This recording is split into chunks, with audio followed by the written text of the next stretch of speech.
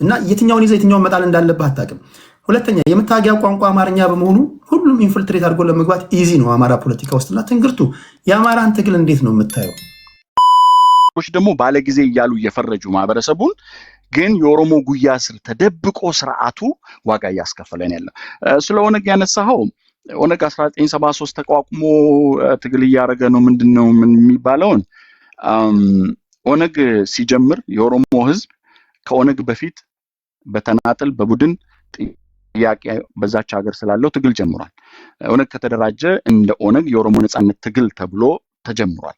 እኚህ ሁሉ አውድ አላቸው።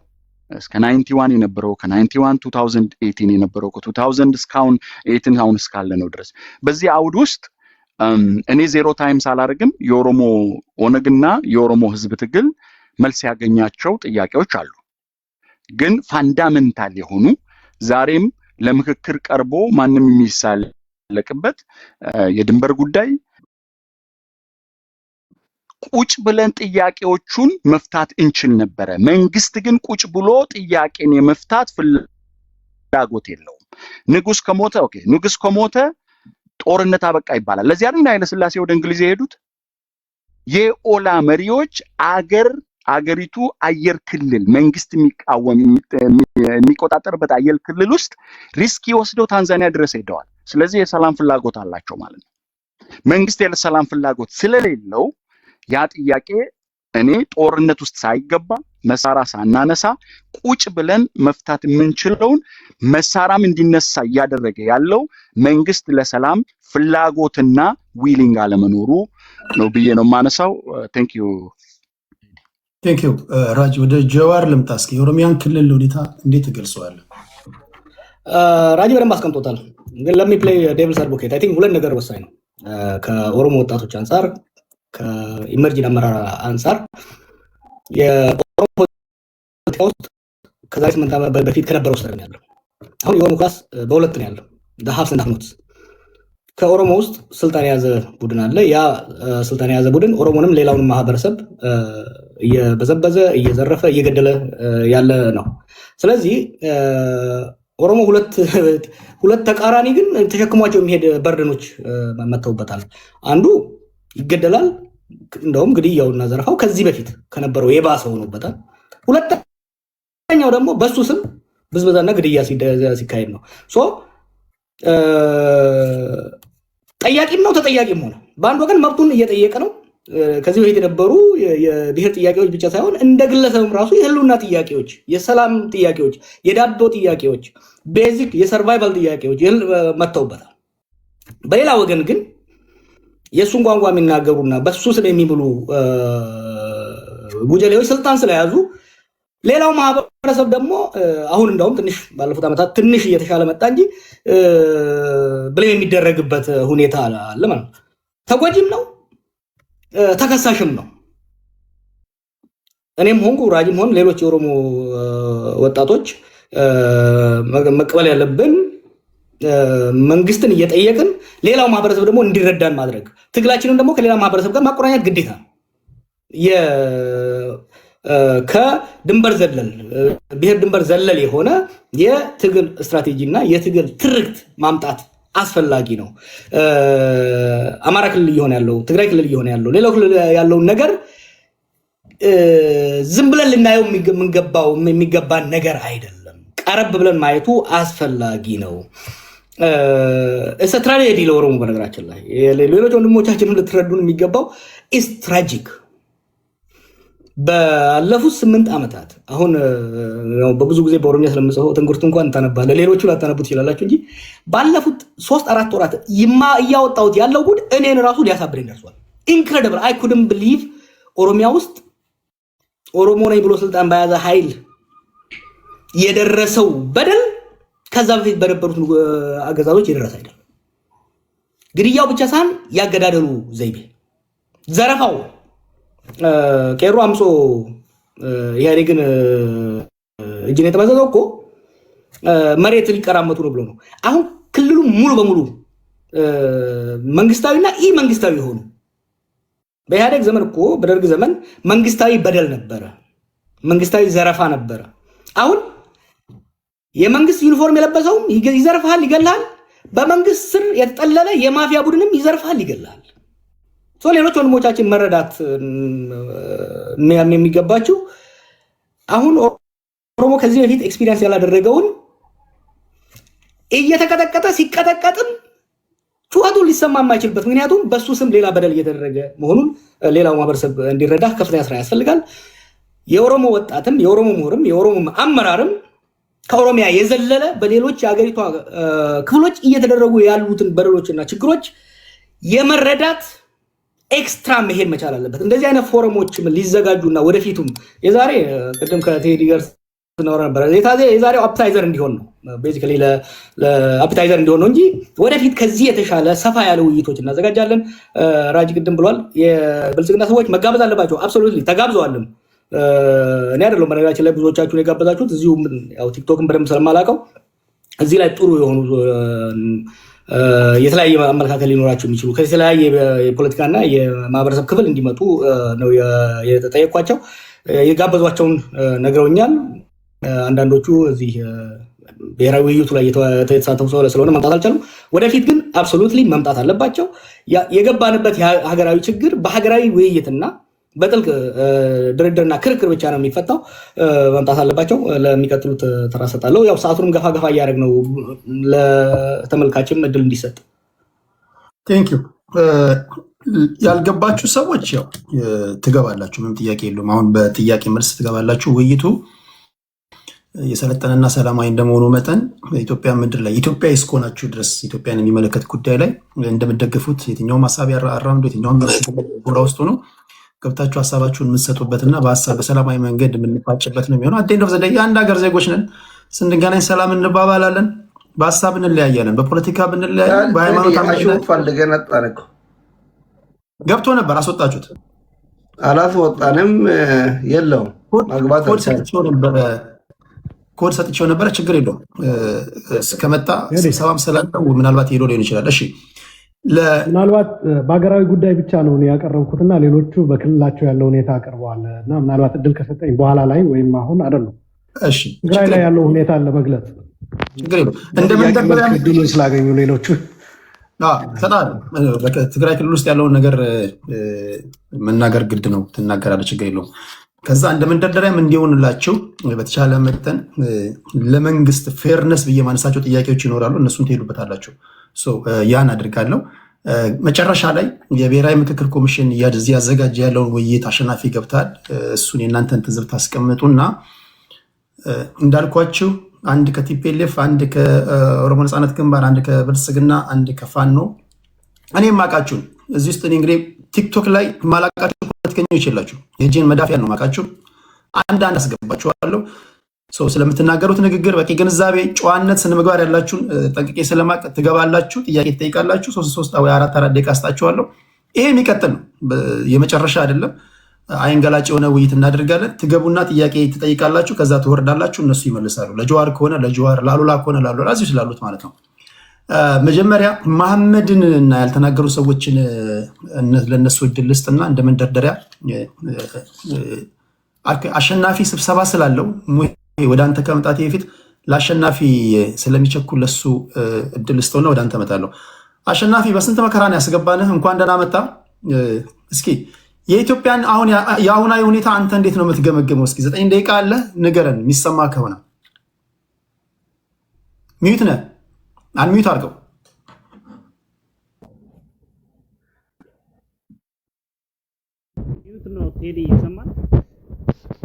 አሁን ይሰማል።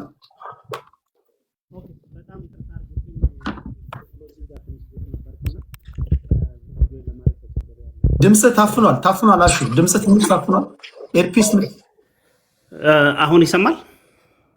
ይሰማል በደንብ። ኦኬ ታንክ ዩ ቬሪ ማች። በጣም አመሰግናለሁ ስለዚህ እድል። ይሄ የቲክቶክ ውይይት እጅግ በጣም ጠቃሚ ነው። በጣም በርካታ ኃይሎች እዚህ ጋር አሉ። የኛን ከኛ ውይይት ብዙ ትምህርትና ብዙ ለሀገር የሚጠቅም ሀሳብ ሊያገኙ የሚችሉ። ስለዚህ ጀዋርም ቴዲም ይህን መድረክ ስለፈጠራችሁ ከልቤ አመሰግናቸዋለሁ። ሌሎችም ጓደኞቼ ሰላም እላቸዋለሁ።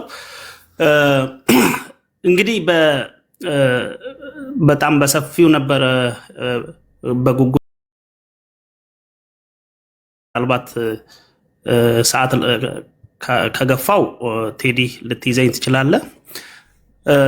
እኔ የኢትዮጵያ አጠቃላይ ሁኔታ አሁን በሚገባ ኢንፋይዝ የማድረግ ጉዳይ ላይ ብዙዎቻችን አሁን ኮንቴምፖራሪ እናውቃቸዋለን፣ እንረዳለን። ግን ምን ያህል ኢንፈሳይዝ እንሰጣለን ነው፣ ምን ያህል ዋጋና ትኩረት እንሰጣለን የሚለውን ነገር ላይ በደንብ ግልጽ ብንሆን መልካም ይመስለኛል።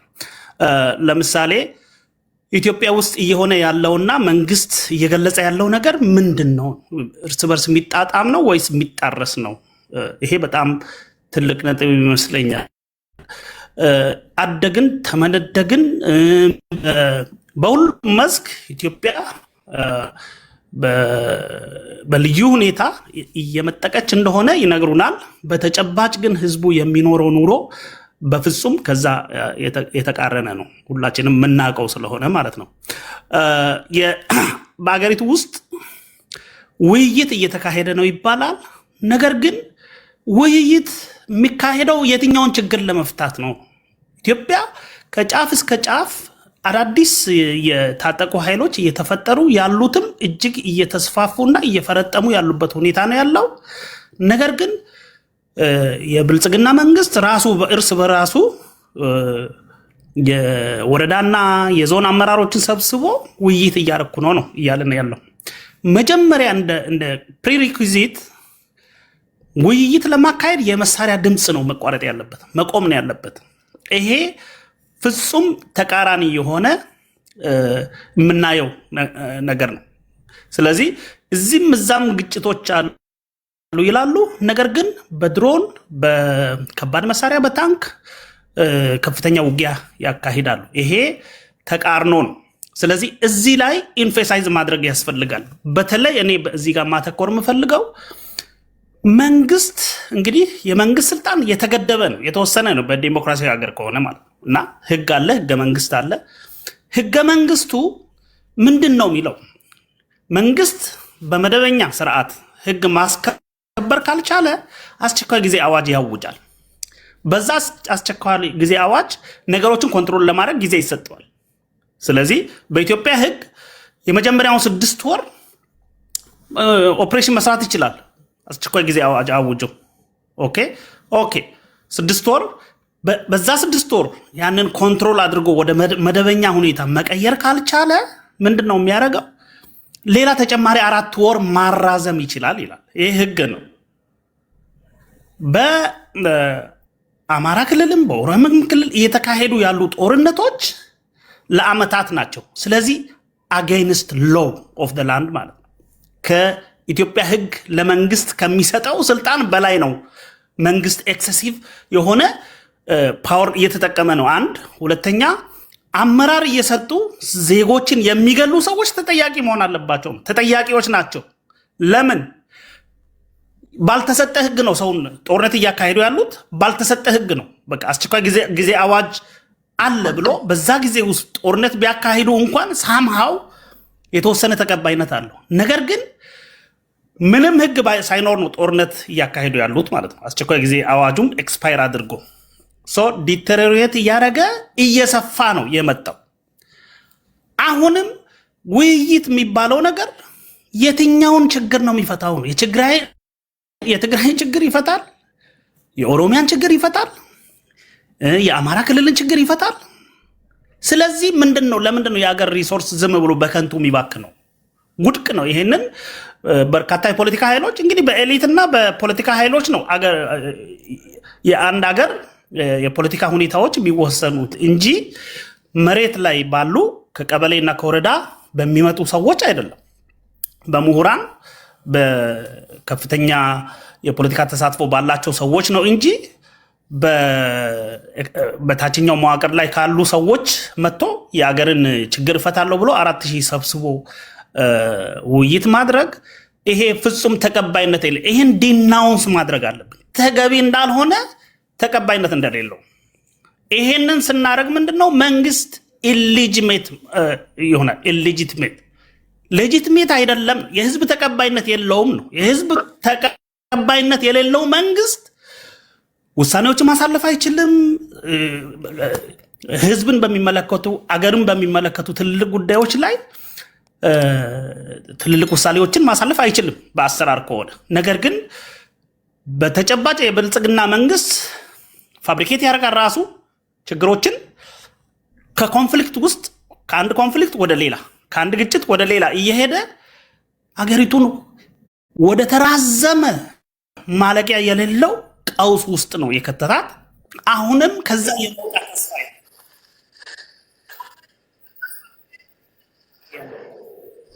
ምንድን ነው?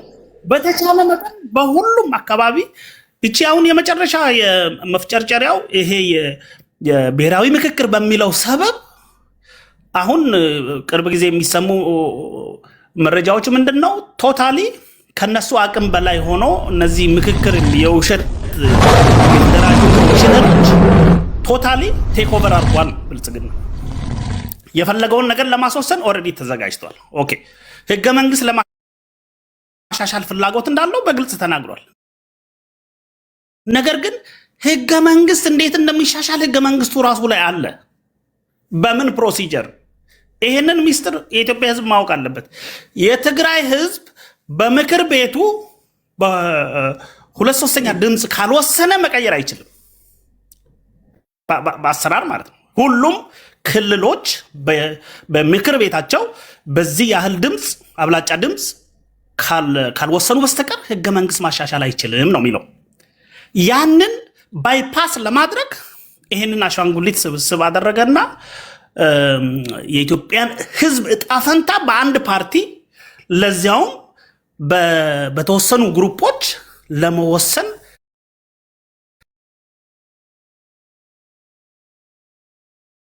አድቮኬት ማድረግ ያስፈልጋል።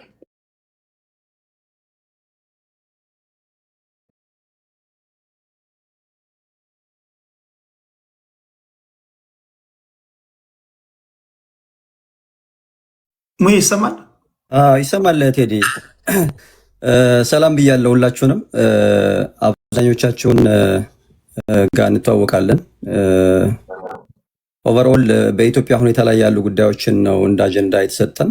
ከዛ ጋር ተያይዞ ላለፉት 8 ዓመታት ያየናቸው በተለይ ቴዲ ፕላትፎርም ላይ በተደጋጋሚ ስንወያይባቸው የነበርንባቸው ችግሮች አሉ።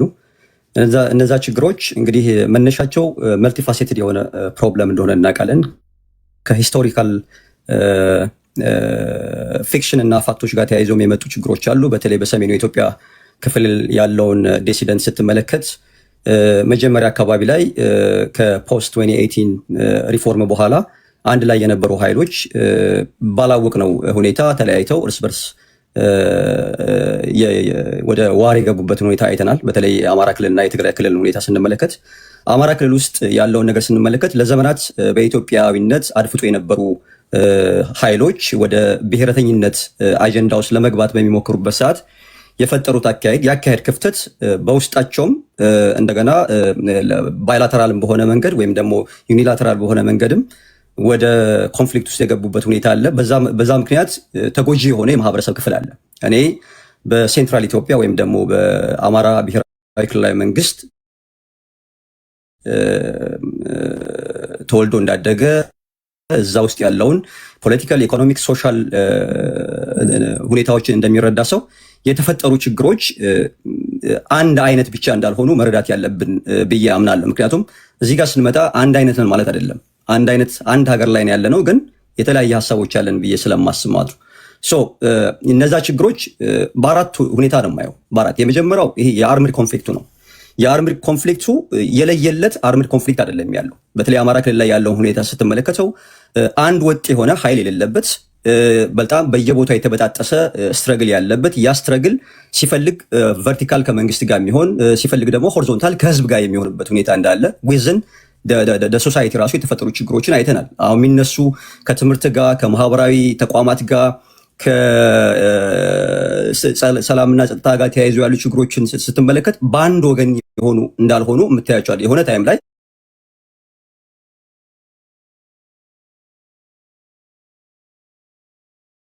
መንግስትን ባካፕ አድርጎ ሲንቀሳቀስ የነበረ ኃይል ከመንግስት ተቃራኒ ሆኖ መንግስትን የሚወጋበት ያደረጋቸው የሚባል ነገር በማይታወቅበት ሁኔታ እየወደሙ ያለበት እነዛ ውድመቶች ደግሞ ማህበረሰቡን እረፍት የነሱ ሁኔታዎች የፈጠሩበት ሁኔታ እየተመለከትን ያለው ቅድምም ስታነሳው ነበረ። ለምሳሌ የትግራይ እና የአማራ ክልል ላይ ያለውን ኮንፍሊክት ከፕሪቶሪያ ጋር እንዳይገናኝ የሚፈልጉ ሰዎች አሉ። ፕሪቶሪያ ሜን ኢሹ ለእኔ ማለት ነው።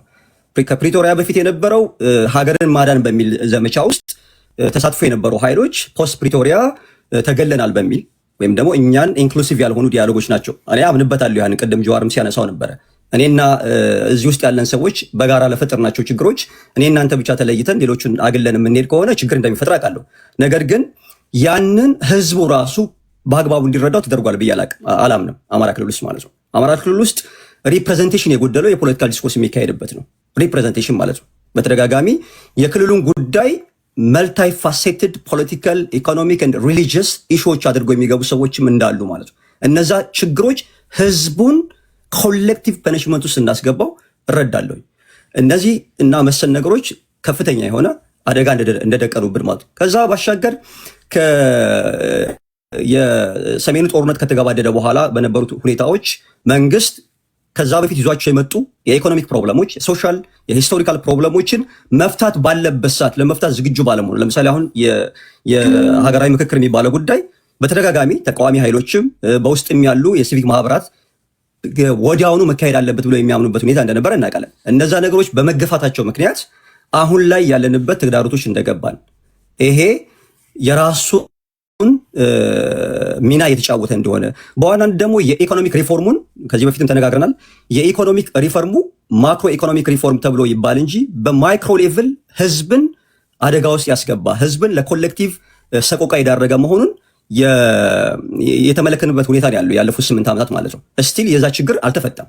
እነዚህ ችግሮች የማይፈቱ ከሆነና እነዚህን ችግሮች ለመፍታት ሬዲነስ የጎደለው ኃይል ከሆነ ያለው ከውጭም ከውስጥም ያለው ኃይል ህዝቡ እንደ ህዝብ መከራ ውስጥ የወደቀ መሆኑን እንረዳለን።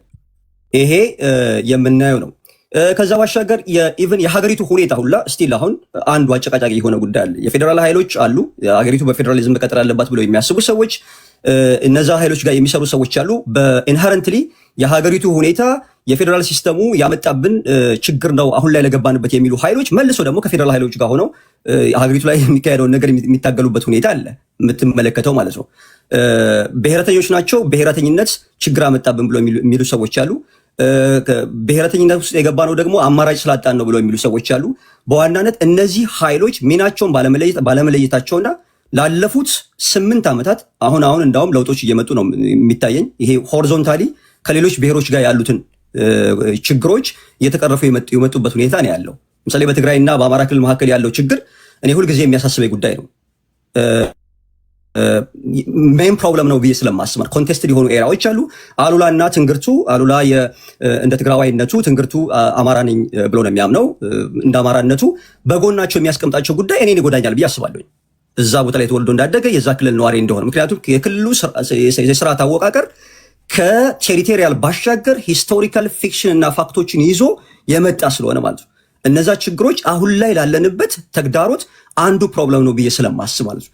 እነዛም ባልፈታንበት ሁኔታ እኔና አሉላ እኔና ትንግርቱ በኢትዮጵያ ነባራዊ ሁኔታ ላይ ልናወራ የምንችልበት ጉዳይ ለእኔና ለሶስታችን በመድረክ ደረጃ ላይ ያስቀምጠን ይችላል። ግን ሶስታችንን ለሚመለከቱ ሰዎችና መሬት ላይ ላሉ ሰዎች ግን ቅዠት የሚመስላቸው ሁኔታ አለ።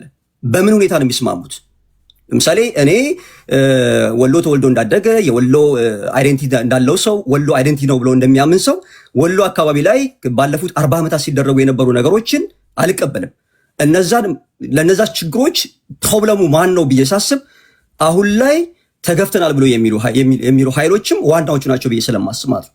እነዚህን ነገሮች መፍታት ማንችል ከሆነ የሀገሪቱ ችግር ይቀረፋል ብዬ አላስብም። ያንን ደግሞ በዋናነት ከፍተኛ አደጋ እየጋረጠበት ያለው የስርዓቱን እየመራው ያለው የብልጽግና መንግስት ነው። የብልጽግና መንግስት ውል የለየለት ስራ እየሰራ ነው ብዬ አላምንም። ውል የለየለት ስራ ማይሰራ መንግስት ባለበት ውስጥ ሆሪዞንታል ያሉ ፕሮብለሞች ይፈታሉ ብዬ ስለማላስብ ሀገሪቱ ሁሉን አካታች የሆነ ሰላማዊነቱን የጠበቀ ምክክሮች፣ ንግግሮች ያስፈልጋቸዋል ብዬ አምናለሁኝ። አሁን የሚደረጉ ነገሮች አሉ፣ ቀደም እንዳነሳው እነዛ ነገሮች ግን ሪፕሬዘንቴሽን ጉለት አለባቸው ብሎ ከሚያምኑት ነኝ። ሂደቱ ጥሩ ነው። ሂደቱን እኔ አላጣጥልም። ምክንያቱም እኔ በማይል ርቀት ላይ ያለው ሰው ነኝ። መሬት ላይ ያለውን ነገር የሚወያዩ ሰዎች ናቸው በደንብ አንቲሲፔት የሚያደርጉት። የሚወጡ መረጃዎችን ስንመለከት ግን ለዘመናት ስንጨቃጨቅባቸው የነበሩ ጉዳዮች እንደ ሀሳብ ተነስተዋል። አሁን ትልቁ ችግር እኔ ካላወራሁት፣ እኔ ካልተናገርኩት መፍትሄ አይመጣበትም የምንል ሰዎች ልንኖር እንችላለን። አይ ያ መፍትሄ ያን ጉዳይ ተመልክተን በዛ ላይ መጨመር አለብን ብለው የሚያስቡ ሰዎችን እኔ ችግር የለብኝም እና ከዛ አንጻር መታየት አለበት። አይ ቲንክ እየደገመብኝ ነው። እነዚህና መሰል ነገሮችን ለመፍታት የምንሄድ ከሆነ ምናልባት ወደፊት ሀገር ይኖራል ብዬ አስባለሁ ለማለት ነው። አመሰግናለሁኝ ቴዲ። ቴንክ ዩ መሐመድ። ሚት ያላደረገ አሉላ ነው። ኦኬ አሉላ ነው ሚት። ኦኬ የብልጽግና ደጋፊዎች ትገባላችሁ። አስቀድሜ እንደነገርኳችሁ ሁላችሁም ለምክንያት እንዳትመቹ አድርገን ነው ምንተዋችሁ እዚህ ጋር ማለት እኔ አልገባሁም ሀሳብ አልሰጠውም እንዳትሉ። ይሄ ይቀጥላል፣ የመጨረሻ አይደለም።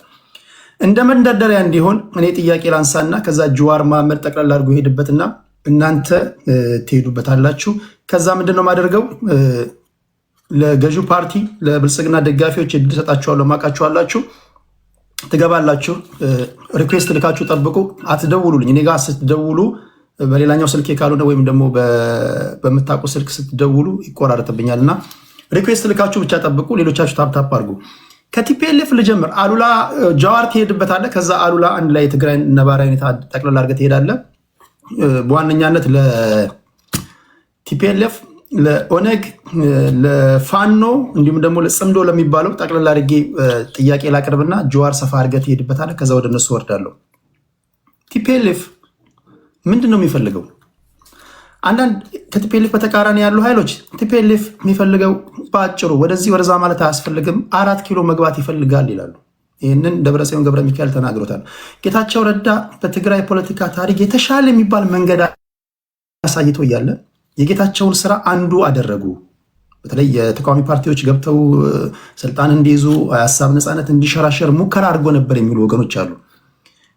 የትግራይን ህዝብ እንደ ሆስቴጅ ይዞ አሁንም የህልውና አደጋ አለብህ በሚል ወደ 4 ኪሎ ለማምጣት የሚያደርጉትን ጥርጊያ እያመቻቹ ነው እንጂ የትግራይ ህዝብ ቲፒኤልኤፍ እንደሚለው በዛ ነባሪያ ሁኔታ ውስጥ አይደለም። ችግር ውስጥም ከሆነ ቲፒኤልኤፎች ራሳቸው የፈጠሩት ናቸው የሚሉ ወገኖች አሉ። ከኤርትራ ጋር ለምሳሌ የተጣመረበት ጉዳይ የኤርትራ መንግስት ከኢትዮጵያ መንግስት ጋር የተጣላበት ዋነኛ ምክንያት የፕሪቶሪያ ስምምነት ነው። ፕሪቶሪያ ላይ እኛ ሳንወከል ለምን ተፈራረማችሁ የሚል ቅሬታ እንዳላቸው ይታወቃል። የሻዕቢያ ደጋፊዎች የፕሪቶሪያ ስምምነት የሰሜኑን ጦርነት ነው ያስቆመው። የሰሜኑን ጦርነት በመቆሙ የተቆጣው የሻዕቢያ መንግስት ነው። ቲፒኤልኤፍ ሲሆን ይህንን ማስቀጠል ሲገባው ይሄ በመሆኑ ከተቆጣው ኃይል ጋር ጥምረት ፈጥሯል። በሰሜኑም ጦርነት እንደነበረው እንደምታስታውሱት ወደ 4 ኪሎ እየመጣን ነው፣ ሌሎቻችሁ ነፍሳችሁን አድኑ፣ ወዴትም ማምለጫ የላችሁም የሚሉ ንግሮችን ከደብረ ጽዮን የሰማንበት ሁኔታ አለ። በአንተ እይታ የቲፒኤልኤፍ አጠቃላይ ምንድን ነው ፍላጎቱ? ሁለተኛ ለጽምዶ ደጋፊዎች ካላችሁ እንድትነኩልኝ የምፈልገው ለጀዋር ነው። ይህንንም የጽምዶ ጉዳይ በፌዴራል መንግስቱም በተቃዋሚዎቹም ሶሻል ሚዲያ ላይ በስፋት የሚነገር ጉዳይ ነው። ጽምዶንስ እንዴት ነው የምታዩት? የአንዳቸው የመታገያ አጀንዳ ከአንዳቸው ጋር የሰማይና የምድር ልዩነት አለ። ቲፒኤልኤፍ የፋኖ ኃይሎችን ወራሪ ነው የሚላቸው። ወራሪዎች የያዙብንን ኃይል ለማስለቀቅ እየመጣን ነው ይላሉ። ገብረ እግዚአብሔር የስፖክስ ፐርሰን ናቸው። ይህንን ቃል በቃል ተናግረዋል። በፋኖና በቲፒኤልኤፎች የመታገያ አጀንዳ መካከል ልዩነት አለ። ማርቲን ፕሎት በቅርቡ እንደነገረን እነዚህ 4 ኃይሎች ሱዳን ላይ ተገናኝተው እንደመከሩ ነግሮናል። የጽምዶስ ጉዳይ የገባችሁ ነገር አለ? ይህ ሊሆን የሚችል ነገር ነው? የፌዴራል መንግስቱ ያነሳዋል፣ እነሱ ያነሱታል። በኦሮሚያ ክልል ላይ ፈጠን እያልኩኝ ነው፣ ለሰዓታችሁ የቸኩልኩኝ ነው ጥያቄ የማቀርበው። በኦሮሚያ ክልል በተደጋጋሚ የሚነሱ ጥያቄዎች አሉ። ለምሳሌ ኦነግ ሲመሰረት እንደመታገያ አጀንዳ አድርጎ የተነሳባቸው 3 ጉዳዮች ናቸው እኔ እስከሚገባኝ። በዚህ ጉዳይ ላይ ከራጁ ጋር እንስማማለን፣ አንከራከርም። ራስን በራስ የማስተዳደር ጉዳይ አለ፣ የቋንቋ ጉዳይ አለ፣ የአዲስ አበባ ጉዳይ አለ። አሁን ባለው መንግስት እነዚህ ጥያቄዎች ከሞላ ጎደል ተመልሰዋል። አሁን ኦነግ የሚታገልበት አጀንዳ ምንድን ነው የሚሉ ወገኖች አሉ። ለዚህ ምን ትላላችሁ? ሰፋ ያለ ህዝብ ስላለ ላልሰማችሁም ለሰማችሁም ድጋሚ ነው ይህን ለራጁ ማነሳለት። በቋንቋ ጉዳይ ላይ ቀደም ሲል እንኳን በወጣው እንትን ላይ ሰምታችሁ ከሆነ በኦሮምኛ ቋንቋ የመንጃ ፈቃድ እንዲሰጥ የስራ ቋንቋ እንዲሆን 5 የፌዴራል ቋንቋዎች እንዲሆኑ ተመርጦ ወደ ተግባራ ለመግባት በሂደት ላይ ነው ያለውና የትኛውን ይዘህ የትኛውን መጣል እንዳለብህ አታውቅም። ሁለተኛ የመታወቂያ ቋንቋ አማርኛ በመሆኑ ሁሉም ኢንፊልትሬት አድርጎ ለመግባት ኢዚ ነው አማራ ፖለቲካ ውስጥና ትንግርቱ የአማራን ትግል እንዴት ነው የምታየው? ይህን ካልኩኝ በኋላ ጀዋር ጠቅላላ አድርገህ እነዚህ ያነሳኋቸውን ትሄድባታለህ። እናንተ ስማችሁን የጠራው ጥያቄ የወረወርኩላችሁ እናንተ የሚመቻችሁ ምላሽ ትሰጣላችሁ። አብይ አህመድ ወደ ስልጣን ከመጣ በኋላ ቀጥታ ወደ ጦርነት ነው የገባው። አብይ ላይዋጋ ወይም ደግሞ ብልጽግና ላይዋጋ የሚችልበት መንገድ ነበር። አንዳንዶች ጠቅላይ ሚኒስትር ወደ ስልጣን ሲመጡ ይሄ ጦርነት ሊመጣ እንደሚችል አስቀድመው የገመቱ አሉ። በሌላ አባባል በግልጽ ለመናገር ያህል አብይ አህመድ ኃይለማርያም ደሳለኝ ይሆናል ተብሎ የተጠበቀ ሰው ነው። ኃይለማርያም ደሳለኝ ስላልሆነላቸው እንደተጠበቀ ወደ ጦርነት ገብቷል። አብይ አህመድ ከቲፒኤልኤፍ ጋር ላይዋጋ ወይም ደግሞ ጦርነቱ ላይገባ የሚችልበት መንገድ የለም። ይዋጋ ነበር። ጦርነቱ ኢኒቪተብል ነው የሚሉ አሉና ይህን ሰብሰብ አድርጋችሁ ትሄዳላችሁ። አይ ቲንክ ጥያቄ ገብቷችኋል። ከሰዓት ጋር እየተሽቀዳደምኩ ስለሆነ ይህን ጥያቄ ያነሳሁት። ጀዋር ነው ሰፊውን ደቂቃ ወስደ ባነሳውላቸው ጉዳዮች ላይ አንተ ትሄዳለህ። ከዛ ምንድን ነው የምናደርገው? እንዳልኩት ለገዢው ፓርቲ ሰዎች እድል ሰጣችኋለሁ። ትገባላችሁ፣ ጥያቄ ትጠይቃላችሁ። ፕሊስ ከገባችሁ በኋላ አይደለም ጥያቄ የምትጽፉት፣ ከመግባታችሁ በፊት ጥያቄያችሁን ጽፋችሁ ፈጠን ፈጠን እያላችሁ ለጀዋር ከሆነ ለጀዋር እዚህ ላይ ላሉት ጥያቄ ታቀርቡና እነሱ ይመልሳሉ። መጨረሻ ላይ የምክክር ኮሚሽን እያዘጋጀ ያለውን የምክክር ሂደት እንዴት ተገመግሙታላችሁ የሚለውን ጉዳይ ከነሱ ሀሳብ እንሰማና ምናጠቃለል ይሆናል ማለት ነው። ጀዋር ያነሷቸውን ጥያቄዎች እስኪ ሂድባቸው በሰፊው።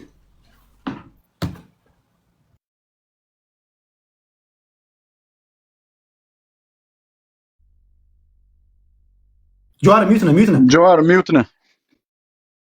እሺ እያልኩ የነበረው ምንድን ነው የትግራይ ጉዳይ ስንጀምር አማራም ኦሮሚያም ያለው ነገር ልጅ ሆኜ እኔ የፍየል እረኛ ነበርኩና ፍየል ስታስራት በገመድ አትቀመጥም፣ ትዞራለች እንጨቱን። ውስብስብ ይሆንና ከዛ ጫፉ ይጠፋብሃል፣ ልትፈታው የማትችልበት ደረጃው ሲገባል። እና የኢትዮጵያ ችግር አሁን የትግራይም ከዚህ ጋር የተያያዘው ህወሓት ከ91 ጀምሮ ስልጣን ላይ የነበረ ኃይል ነው። በትግል ስልጣን እንዲለቅ ተደረገ። ለፈርስት ስቴፕ would have been reintegration ከነበረው የበላይነት ግን ዝቅ ብሎ የሚሄድበትን ሁኔታ መፍጠር ያስፈልግ ነበረ። ይሄ ምን ያስፈልጋል? ድርድር ያስፈልግ ነበረ። አንድ ስልጣን በበላይነት የያዘ ኃይል ኢንሴኪዩሪቲ ይሰማዋል። ኢንሴኪዩሪቲ ማለት እንደ ግለሰብም በስልጣን ላይ በነበሩበት ወቅት ለተደረገ ስህተቶች፣ ለተደረጉ ጥፋቶች በቀል ሊመጣብኝ ይችላል ወይ የሚል ፍራቻ፣ ሌጂቲሜት የሆነ ፍራቻ አላቸው። እንደ ፖለቲካል ኮሚኒቲ፣ እንደ ፖለቲካ ማህበረሰብ ደግሞ ከጎና ጎን ያሉ ቁርሾች ስላሉ ልገለል ልጠቃ እችላለሁ ወይ የሚል ወደ ኤክስቴንሽን ኢንሴኪዩሪቲ፣ ኮሌክቲቭ ኤክስቴንሽን ኢንሴኪዩሪቲ የሚያደርስ ስሜቶች ገና ከመጀመሪያው የተጀመሩ ነበር። ስለዚህ ጋላችሁ ያኔ እኔም አሉላ የምንከራከር ነበር። የነበረን ግን የጋራ አቋም ምን ነበር? የትግራይ ልሂቃን ወደ መቀሌ መውጣታቸው ወይም ደግሞ መገፋታቸው ሆነ መርጠው ቢወጡ መነሻው እዛ ጋር ነው። ማዕከሉን ከስልጣን መልቀቅ አንድ ነገር ሆኖ ግን ተገፍተው ወደ ሆም ሪጅን ሲገቡ ሴግሪጌሽን ተፈጠረ፣ ጋፕ ተፈጠረ፣ ንፋስ ገባው ማለት ነው። ቅድም እንዳልከው የኢትዮጵያ ችግር መነሻና መጨረሻ አብይ አይደለም። ግን የሀገሪቷን በትረ ስልጣን ቁንጮ እንደመሆኑ የሽግግሩን የመምራት ኃላፊነትም የያዘው እሱ እንደመሆኑ አብዛኛውን ድርሻ በሱና በቲፒኤልኤፍ መካከል 100 ሜትር ርቀት ካለ 70 ሜትር መሄድ የነበረበት እሱ ነበር፣ ወደ ሪኢንቴግሬት ለማድረግ ሪአሹራንስ ለመስጠት። ከዛ ይልቅ ነገሮችን የሚያባብስ ከኤርትራ ጋር የነበረው ጉዳይ የመጣው በሚዲያ በሀገራዊ ሚዲያ የመጣው ትርክት ወንጀል ሰርተው ህዝቡ መደበቂያ ለሚያደርጉትም የህዝባቸው ዕጣ ፈንታ ለሚያሰጋቸውም አንድ ላይ ሆነው ወደ ጦርነት እንድንገባ አደረገ። ፕሪቶሪያ ወቅት ደግሞ ከፕሪቶሪያ በፊት ለምሳሌ አንዱ ትልቁ ችግር መፍታት ሊፈታበት የሚችለው የኢህአዴግ መድረክ ነበር። የኢህአዴግ መድረክ ዲሞክራሲያዊም ባይሆን ዲሞክራሲያዊ በሆነ መልኩ የኤሊት ባርጌን፣ የሊቃን ባርጌን የሚደረግበት የስልጣንና የሀብት ክፍያ ድርድሮችና ክፍያዎች የሚደረጉበት ኤሊት ማኔጅመንት ፖለቲካል ማኔጅመንት የሚደረግበት መድረክ ነበር። ያ የፈረሰበት ሂደት አንደኛ ማፍረሱ አስፈላጊ አልነበረም፣ ሪፎርም ነበር መደረግ ነበረበት።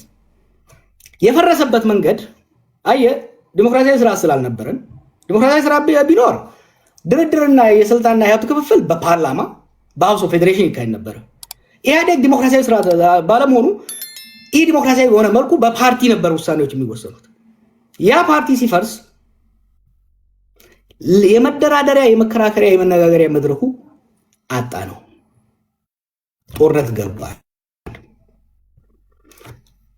በጦርነት 2 ዓመት ከተጨፋጨፈን በኋላ እድል አገኘንና ፕሪቶሪያ ላይ ተኩስ ማቆም ቻለ። የፕሪቶሪያ ስምምነት ግን ወደ ጦርነት ያስገቡንን ምክንያቶች የፈታ አልነበረም። ወደ ጦርነት የገባ ነው በወልቃይትና ጠገዴ በዌስተርን ትግራይ ጉዳይ አይደለም።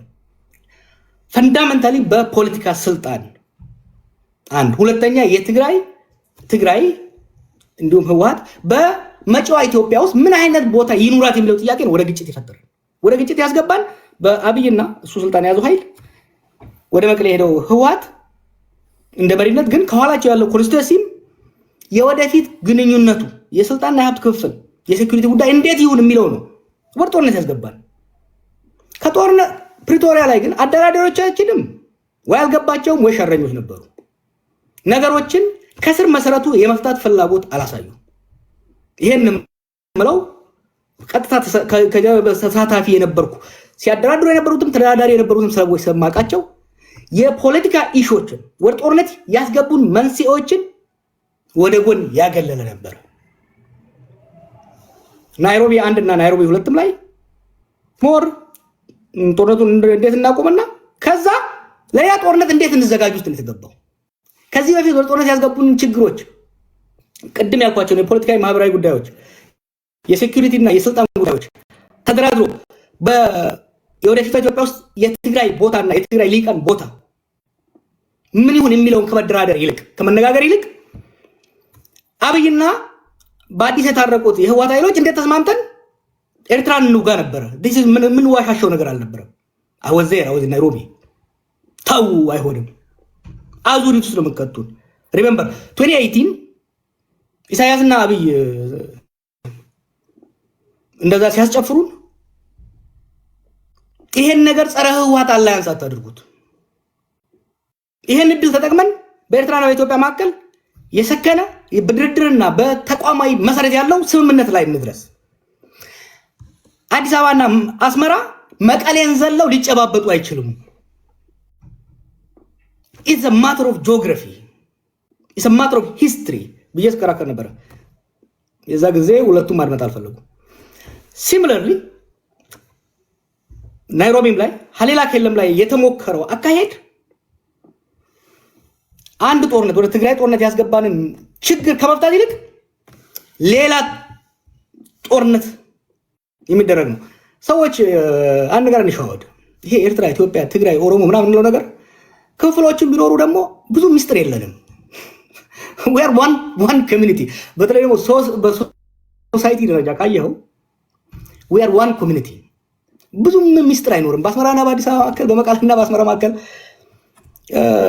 እኔ ሄጄ ላሉላ ሹክ ብለው አሉላ መጥቶ ለቶላ ለገብረየስ የማይልበት ብዙ ምድር የለም። I know this from experience። ናይሮቢ ላይ የተደረገው ውይይት አስመራ ወዲያው ነው የደረሰው። the same thing። ከዛ ቤትም አዲስ አበባ ላይ ጅማ ላይ ኢሳያስና አብይ ሲያደርጉ የነበረው መቀሌ ሲደርስ ነበር። ምን ፈጠረ? ይሄ ጥርጣሬዎችን እያባባሰ ሄደ እና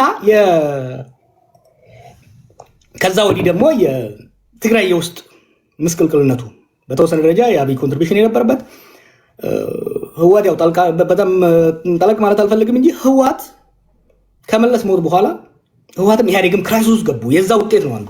ምክንያቱም ለረጅም ጊዜ በመለስ ጭንቅላት ላይ የተመሰረተ አካሄድ ስለነበረ እሱ ሲሞት ስበቱ ሴንተሩን እየለቀቀ ነው የመጣው። እሱን የሚተካ አመራር አለማግኘታቸውም አስፈላጊ መሆኑን we have to sympathize። ዝም ብለን ህወሓት ዛሬ ያለው ህወሓትና የዛሬ 10 ምናምን ዓመት የነበረው ህወሓት አንድ አይደለም። የፖለቲካ የማኔጅ የስትራቴጂክ ሊደርሺፕ ችግርም ተፈጥሯል።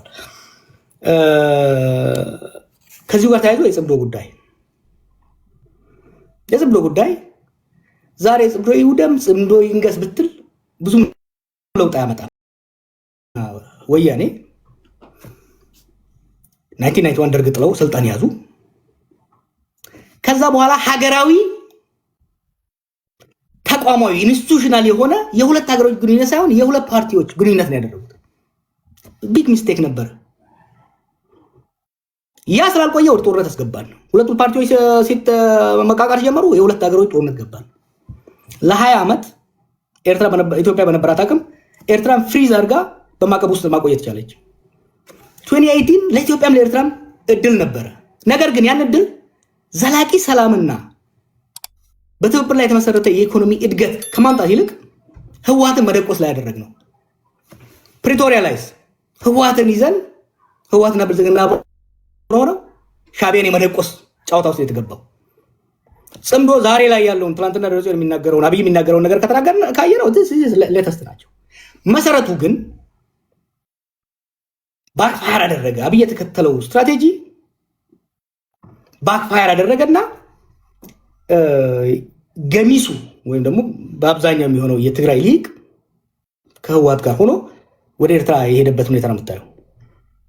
ለእኔ ጽምዶ ኢስ ዲፌንሲቭ ፓክት የኤርትራ ኃይልም ከአዲስ አበባ ሊመጣበት የሚችለውን አቅሙ ኢኮኖሚውም ትልቅ የሆነ ጎረቤት ሊመጣበት የሚችለውን እራሱን ለመከላከል ያደረገው ታክቲካል ነው።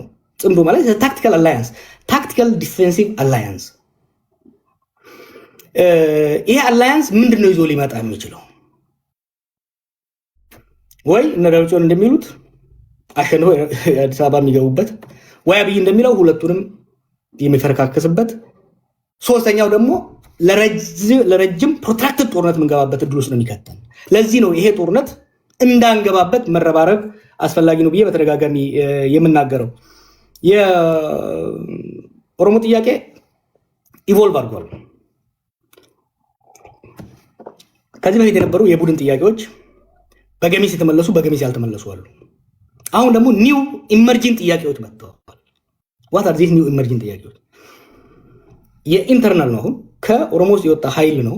አትሊስት በአብይ አካባቢ የተሰበሰበው ኃይል ህዝብ እየጨቆነ ያለው ይሄ በኦሮሞ ውስጥም የሀብት ክፍል የኢኮኖሚ ጋፕ ፈጥሯል። በማፊያ የተደራጀው ኃይል በፍጥነት ንብረት ዘርፎ አከማችቷል። ይሄ ሀብት እንደ ሀብኖትስ የዘራፊዎችና የተዘራፊዎች የክላስ ጉዳይ ፈጥሯል ማለት ነው። የኦሮሞ ትግል ከብሔር ትግል ሽፍት እያደረገ በአንድ ደረጃ የሚባለው የክላስ ስትረግል በአማርኛ ረሳሁት፣ የክላስ ስትረግል ውስጥ እየገባን ያለው። ሁለተኛ የኢንዲቪጁዋል ሊብሪቲ የመደብ ትግል ውስጥ እየገባን ያለ ነው። አድቫንቴጅ አለው። አሁን የመደብ ትግል ውስጥ እየገባን ነው። ሁለተኛ የኢንዲቪጁዋል ሊብሪቲ ትዝ ይለኛል ከነብርሃኑ ነጋ ጋር የዛሬ 20 ምናምን ዓመት ስንከራከር የነበረው የቡድን መብት ይሻላል ይበልጣል የግል የምንለው። አሁን የኦሮሞ ትግል የቡድን መብትን ሻምፒዮን እያደረገ የሚመጣበት ለምን እንደ ግለሰብ እየተገደለ እንደ ግለሰብ እየተዘረፈ እየተሰቃየ ስላለ የህግ የበላይነትን የኢንዲቪጁዋል ሊብሪቲን የግሩፕ ጥያቄውን ሳይጥል እየጨመረ የሚመጣበት ሂደት አለ። ይሄ እንደ አድቫንቴጅ አየዋለሁ። አክሮስ ከአማራም ጋር ከትግራይም ጋር ከደቡብም ጋር ሊያስተባብር የሚችል በተለይ የመደብ ትግሉና የኢንዲቪጁዋል ትግሉ ክሮስ ብሪጅ ለማድረግ እድል የሚሰጥ መሆኑን መጥቀስ ያስፈልጋል። አጠር አድርጌ ለመጨረስ አብይ ሊያስቀራቸው ይችል ነበር ወይ? አጌን የእሱ ተቃዋሚም ቢሆን የሀገሪቷን ችግሮች በሙሉ እሱ ብቻውን ፈጠረ ማለት ፌር አይደለም። ግን የመፍትሄ ቁልፉንም ትልቁን ፕሮባብሊ 70% በሱ እጅ ነበር። ለእንደዛው ለችግሩን ኮንትሪቢዩት ያደረገው ትልቁን the burden is with him the buck stops with me አይደለም የሚለው ኦባማ ትልቁን ነገር ማድረግ የቻለው። አብይ ሲመጣ ኃይለ ማርያም ይሆናል ብለው ጠብቀው ነበር። let's be fair እኔ I was there ይሄ ነገር ሲፈጠር አትሳሳቱ። ህወሓቶች እኔ ስታገልባቸው ነበረው። ህወሓቶች መጨረሻ ላይ ሰው እንደሚለው እኮ ሙሉ በሙሉ ተሸንፈው ሳይሆን ባንኩም ታንኩም እንዳላቸው ነው። ከዚህ በላይ መሄድ ለትግራይ ህዝብም ለኢትዮጵያም አይጠቅምም የሚለው ላይ ተስማምተን ነው ማዕከላዊ ስልጣን የለቀቁት። አብይም ብቻ ሳይሆን ከኦሮሞ ሊመጣ የሚችልን ኃይል የመረጧቸው ሰዎች ነበሩ እኮ ኃይለማርያም እንዲሆኑላቸው። እነሱ ሪጀክት ስናደርግ it was clear የሚመጣው ሰው ኃይለማርያም ሊሆን እንደማይችል አምነው ነው። ፕሮባብሊ ከጌታቸው አሰፋ ፋክሽን ውጪ ያለው እነ ሳሞራ እነ ስዩም እና አባይ ተቀብለው ነው ስልጣን የለቀቁት። ኃይለማርያም ይሆናል የሚል እንደዛ እናስቀጥላለን የሚለው ተስፋ በ2017 መጨረሻ አካባቢ ላይ የህወሓት የ45 ቀን ስብሰባ በኋላ ይሄ ግምገማ አልነበረም፣ እንዲሆንም አልተፈለገም። ከኦሮሞም ከአማራም ከደቡብም እሱ ፓፔት እንዲሆን ይፈልግ አልነበረም። ከትግራይም ይልቅ ይፈልገ አልነበረም። ወደ ጦርነት ያስገባው አብይን ፓፔት የማድረግ ጉዳይ ሳይሆን የኢንሴኪዩሪቲ ጉዳይ ሪአሹራንስ ያስፈልገው ነበር። በስልጣን ላይ ለረጅም ጊዜ የነበረ ኃይል ስልጣን ሲለቅ በግለሰብ በቀል እንዳይመጣበት እንደ ማህበረሰብም ችግር እንዳይመጣበት ሴንተሩን ከተቆጣጠረው ኃይል ሪአሹራንስ ያስፈልገው ነበር። አንድ ይሄን ማድረስ አልቻለም። ይሄን ብቻ ሳይሆን በኦሮሚያ ውስጥም ያለውን በአማራ ውስጥም ያለውን ሁኔታ ማኔጅ ማድረግ የሚያስችል ሁኔታ አልተፈጠረም። አንድ ብቻ መሐመድ ያለው ላይ ኮሜንት ላደርግ። አንድ መስማት የምፈልገው ነገር ስላለ ሽፈራው ቢሆን እንዲህ ሊሆን ይችል ነበር። እጩ ነበሩ። ደብረጽዮን አለ፣ ደመቀ አለ፣ ሽፈራው፣ ሽጉጤ ያለ፣ አብይ ናቸው አይደል የነበሩት መጨረሻው ላይ። ሌትስ ሽፈራው ሽጉጤ ቢሆን በአብይ አህመድ ቦታ አሁን የሆነው ነገር ይሆናል ብለህ ታስባለህ? ሊሆን የሚችልበት እድል አልነበረም። ሪያሊስቲክ ሆነን እንነጋገር።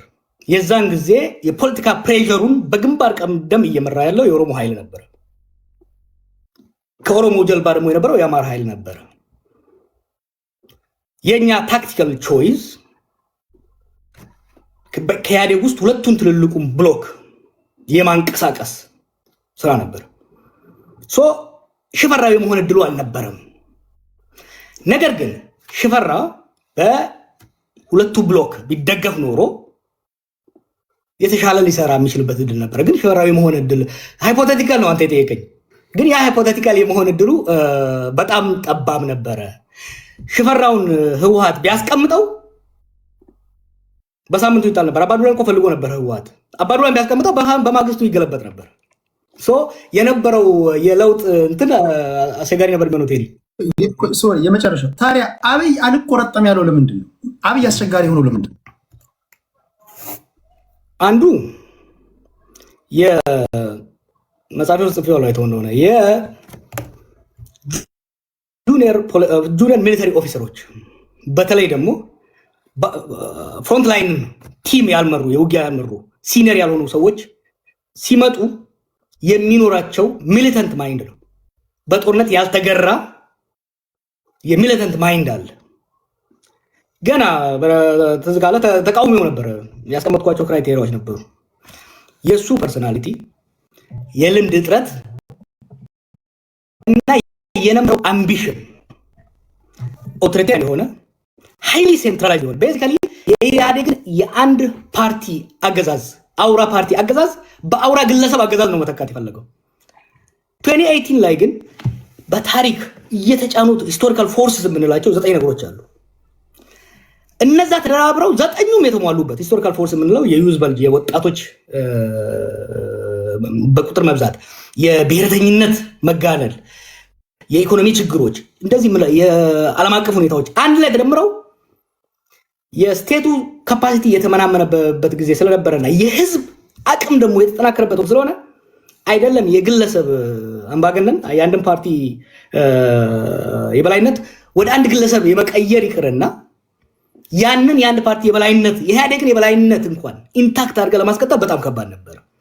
ያን ስትሞክረው ሁለት ኃይሎች ተጋጩ ማለት ነው። የአብይ አምቢሽን የፖለቲካ ኃይሎቹ አምቢሽን ሲጋጭ ወደ ዲሞክራሲ መሻገርን ማቃተን፣ ጠንካራ አምባገነን ስርዓትን መገንባት አቃተንና አኖክራሲ የምንለው ዲሞክራሲያዊም ያልሆነ አምባገነናዊም ያልሆነ ዲሞክራሲያዊ ሆኖ የህዝብ ቁብልነት የሌለው አምባገነናዊ ሆኖ የስቴት የበላይነት ያለው ኃይል መፍጠር አቃተንና የፓወር ሴንተሮች አሁን ቅድም መሐመድ አንስቶታል። አሁን አማራ ክልል ውስጥ የተለያዩ ፓወር ሴንተሮች አሉ። ኦሮሚያ ውስጥ የተለያዩ ፓወር ሴንተሮች አሉ።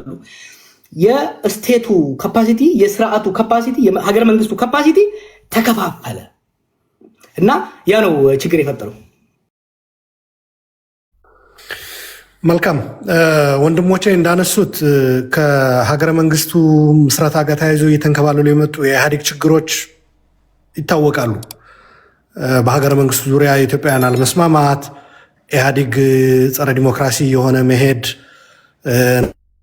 እና በሂደት የኢህአዴግ መፈረካከስ ማለት በተገቢ የተገነባ ተቋምና መንግስታዊ መዋቅር የፓርቲ የበላይነት ስለነበረ ከፓርቲው ጋር አብሮት ይዞ የመውደቅ ችግሮች ኢንፋክት ቅድም ጀዋር ገልጾታል። ኢህአዴግ ባይወድቅ ይመረጥ ነበር። ምክንያቱ አገሪቱ የራሷ የገነባቻቸው መንግስታዊ ተቋማት የምንወያይባቸው የሀብትም ክፍፍል ሌላም ጉዳይ የስልጣንም የምንም ባልነበሩበት ሁኔታ ኢህአዴግ ሲወድቅ ይዞት ነው እንትን ያለው። ያ ልክ ነው። በነገራችን ላይ አንዱ ብዙ ሰው ኢህአዴግ ናፍቆት ብሎ አሁን የሚገልጸው አይደለም።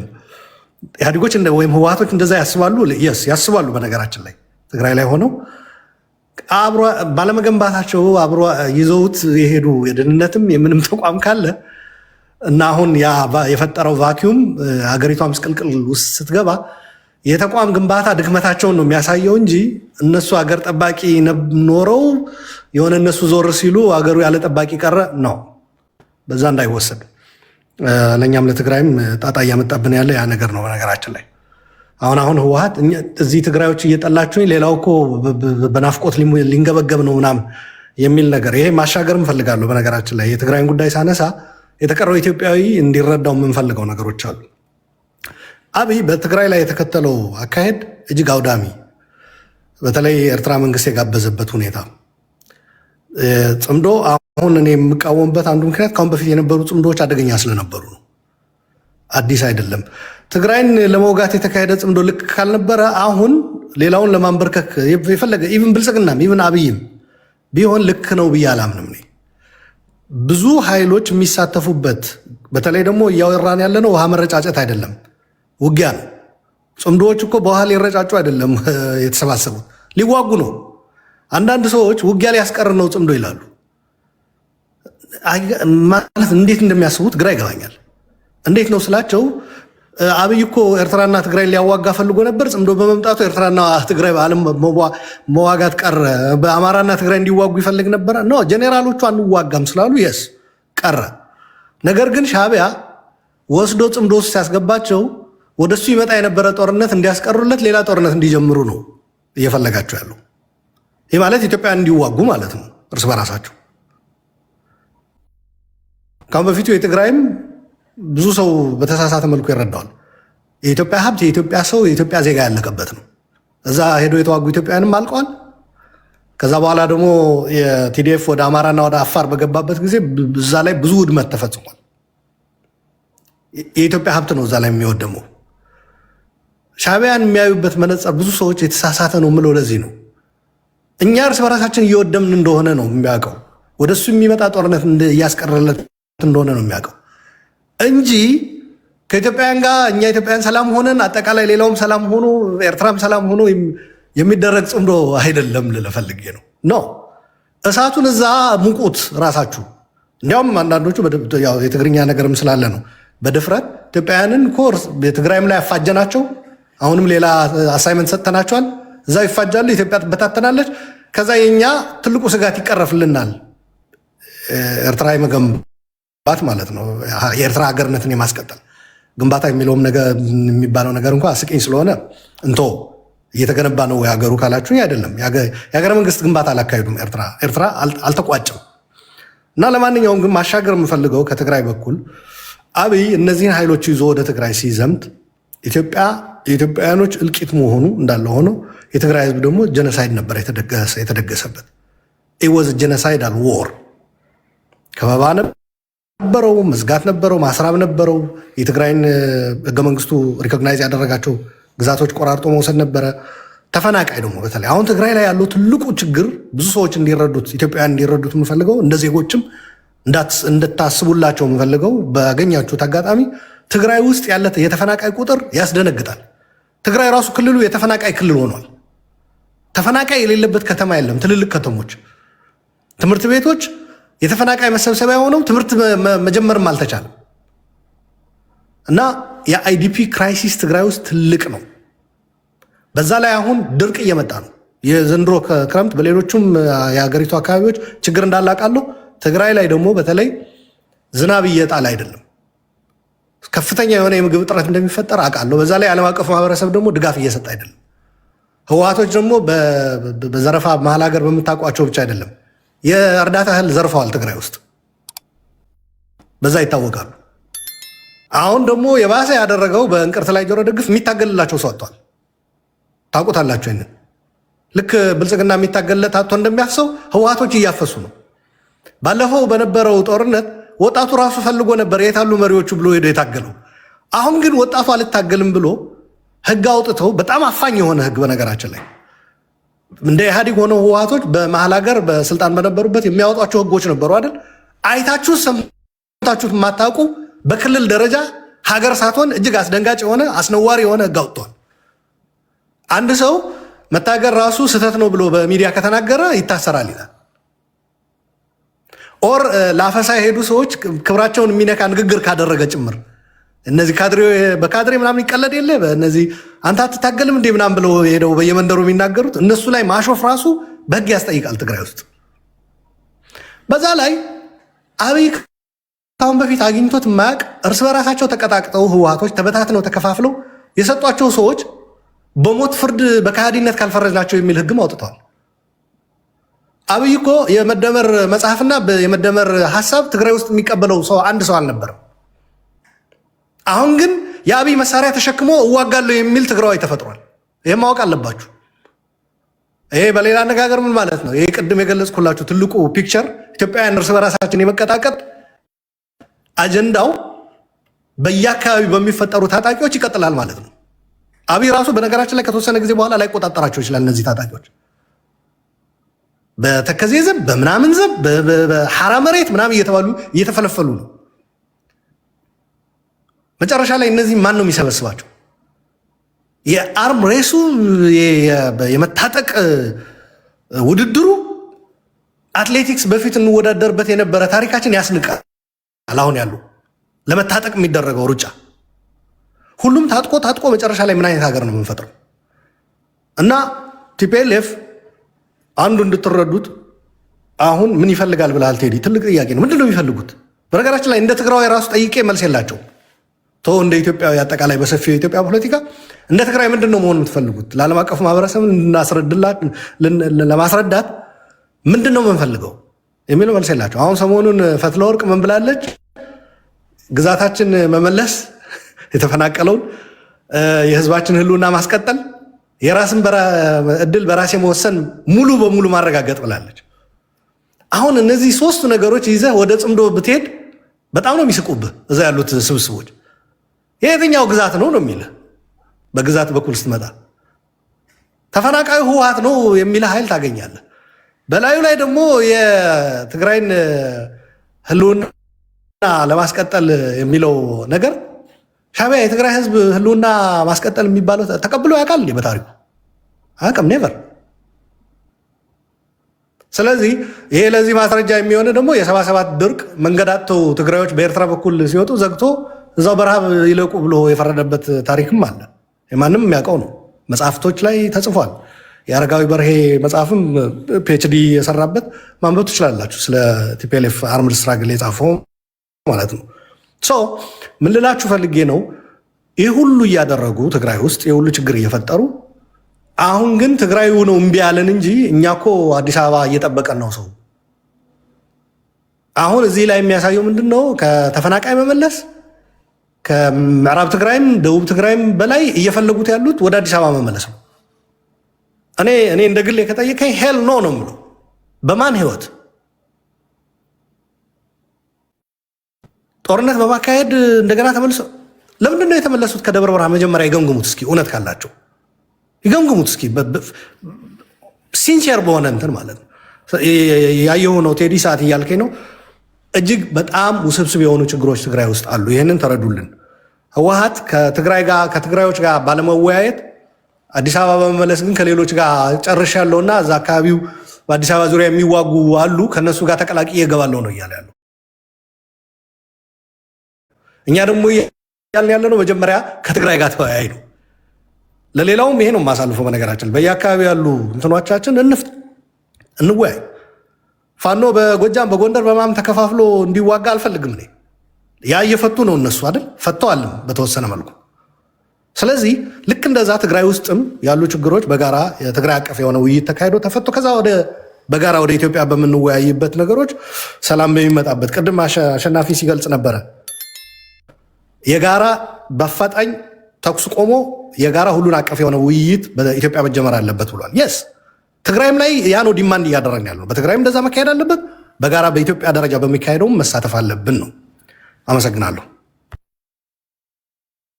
ቴንኪው አሉላ። ቀጥታ ወደ ትንግርቱ ነው ሄደው። እሺ በጣም አመሰግናለሁ ቴዲ። ሁለት ጥያቄ ነው አክቹዋሊ ጠየቅኝ። ሌሎቹም አክቹዋሊ የተነሱ ሀሳቦች ላይ በተወሰነ መንገድ ሪፍሌክት ባረግ ጥሩ ይሆናል ብዬ አስባለሁኝ። ጽምዶን በተመለከተ አይ ቲንክ የተለያየ እይታ እንዳለ እዚህ ቤት እመለከታለሁ። ወይ አማራን በተመለከተ እኛ ጦርነት ውስጥ ነው ያለ ነው። ህዝባችን ጦርነት ውስጥ ነው ያለው። ስትራቴጂክ ቾይዛችን ህዝባችንን